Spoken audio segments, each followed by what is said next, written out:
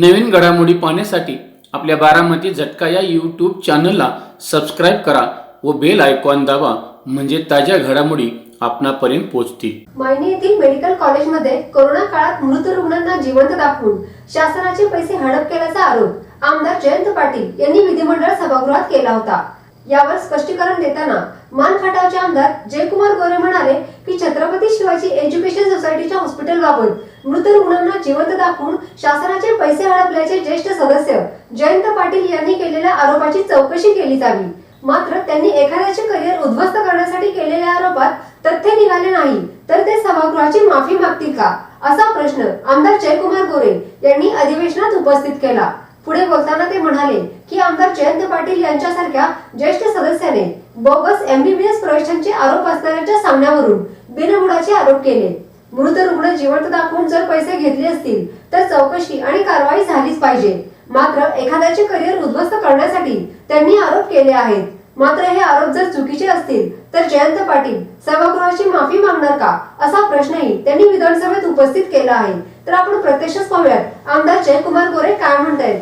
केली होती की मला स्पष्टीकरण करण्यासंदर्भातली संधी मिळावी। आपल्याला धन्यवाद देतो की आपण ती संधी मला दिलेली आहे। अध्यक्ष महोदय, या सभागृहामध्ये सन्माननीय सदस्य जयंत पाटील साहेब यांनी बोलत असताना छत्रपती शिवाजी एज्युकेशन सोसायटीच्या संचलित हॉस्पिटलचा विषय या सभागृहामध्ये मांडला आणि तो मांडत असताना कोविडच्या महामारीमध्ये या सभागृहातील सदस्य आहेत आणि त्यांनी कोविडच्या कालखंडामध्ये मृत पेशंट जिवंत दाखवून शासनाचा पैसे लाटल्याचा आरोप आणि मृताच्या टाळेवरचे लोणी खाल्ल्याचा आरोप या सभागृहामध्ये केला। मला या सभागृहाच्या माध्यमातून जयंत पाटील साहेबांना सांगायचं आहे की 5/7/2019 ला मी या संस्थेचा अध्यक्ष म्हणून अध्यक्ष झालो आणि अध्यक्ष झाल्यावर अध्यक्ष महोदय 22 मार्चला कोविडची महामारी आली। जेव्हा कोविडची महामारी आली तेव्हा मी नुकताच अध्यक्ष झालो होतो आणि त्या हॉस्पिटलची सुरुवात झाली आणि सुरुवात होत असताना 27/4/2020 ला या हॉस्पिटलने महात्मा फुले जन आरोग्य योजनेकडे या हॉस्पिटलसाठी च्या समावेशाची मागणी केली आणि 30/4/2020 ला महात्मा फुले जन आरोग्य योजनेमध्ये या हॉस्पिटलचा समावेश झाला आणि हा समावेश झाल्यानंतर अध्यक्ष महोदय या सातारा जिल्ह्याचे कलेक्टर त्यावेळेचे तत्कालीन कलेक्टर यांनी हे हॉस्पिटल कोविडसाठी अध्यक्ष महोदय अक्वायर केलं। या हॉस्पिटलमध्ये कोविडसाठी उपचार करण्यासंदर्भातल्या सूचना लेखी काढल्या आणि हॉस्पिटल अध्यक्ष महोदय त्यांच्या नोडल अधिकाऱ्यांच्या नेमणुकी अंडर हे हॉस्पिटल चालत होतं।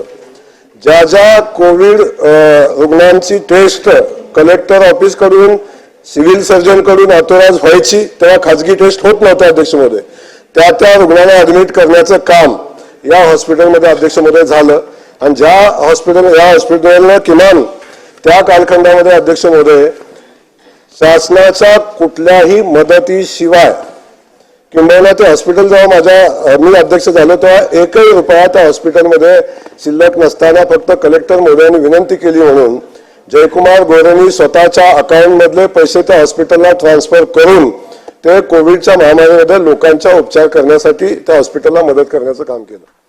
ते करत असताना किमान जेवढ्या हॉस्पिटलमध्ये ज्या रुग्णांचा उपचार केला अध्यक्ष महोदय किमान 4.25 कोटी रुपये पैसे उपलब्ध नसताना फक्त लोकांचे जीव वाचावे या हेतून अध्यक्ष महोदय त्या हॉस्पिटलसाठी फंड उपलब्ध करून दिले।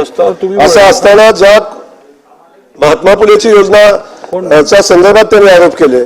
अध्यक्ष महोदय, जेव्हा कोविडची महामारी आली तेव्हा कुठलाही कोविड उपचाराचा प्रोटोकॉलच उपलब्ध नव्हता, ना कोविड महामारी संदर्भातल्या कुठली माहिती अध्यक्ष महोदय त्यावेळी कुठल्या डॉक्टरला नव्हते। डॉक्टर सुद्धा हॉस्पिटलमध्ये अध्यक्ष महोदय त्यावेळी उपस्थित राहत नव्हते किंवा हॉस्पिटलमध्ये उपचार काय करायचं हे डॉक्टरला माहिती नव्हतं।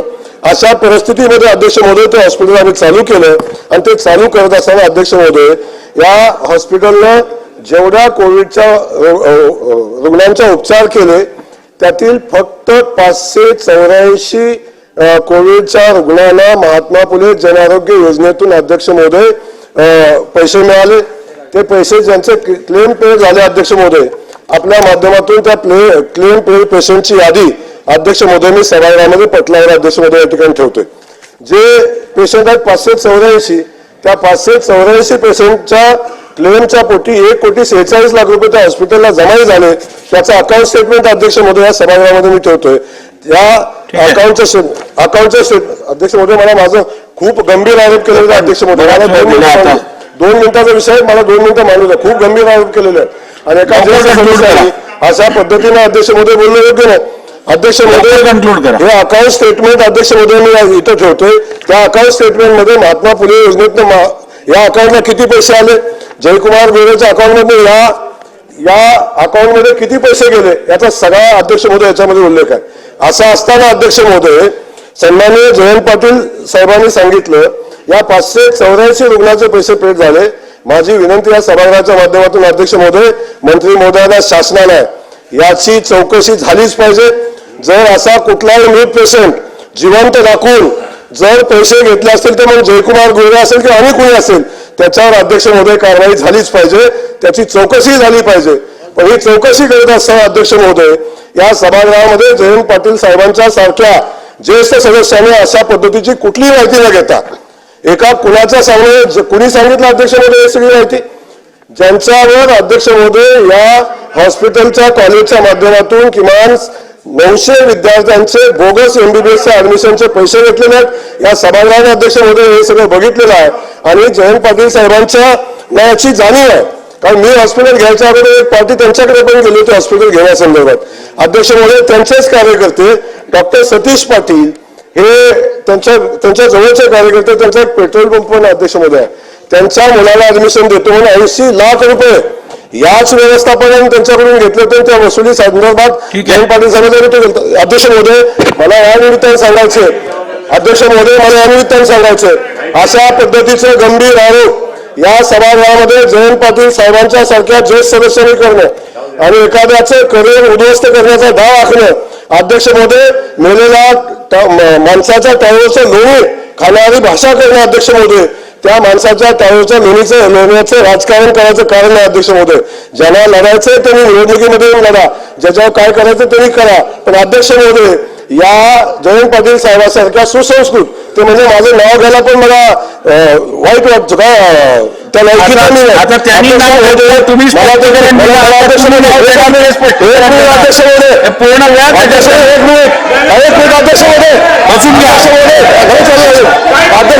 काही बोलतील अध्यक्ष महोदय, कसं नाही अध्यक्ष महोदय, माझे अध्यक्ष महोदय, या माध्यमातून मी अध्यक्ष महोदय सांगतो, एकाही मृत रुग्णाचे पैसे जयकुमार गोरेने घेतले असतील अध्यक्ष महोदय, गुन्हा दाखल व्हावा आणि कारवाई पण व्हावी अध्यक्ष महोदय. पण माझी या सभागृहाच्या माध्यमातून अध्यक्ष महोदय, जर हे चुकीचं असेल तर सन्माननीय जयंत पाटील या सभागृहाची माफी मागतील का अध्यक्ष महोदय, या संदर्भातली भूमिका त्यांनी स्पष्ट करावी अध्यक्ष महोदय. असे कुणाचे करिअर उद्ध्वस्त करण्याचा अधिकार त्यांना सदस्य ज्येष्ठ म्हणून काय झालं अध्यक्ष महोदय. शैक्षणिक, राजकीय, क्रीडा, आरोग्य, कृषी, सहकार अशा अनेक प्रकारच्या चळवळींमध्ये आधारस्तंभ ठरलेला बारामती झटका या वेब पोर्टलचा 6वा वर्धापन दिन साजरा होत आहे.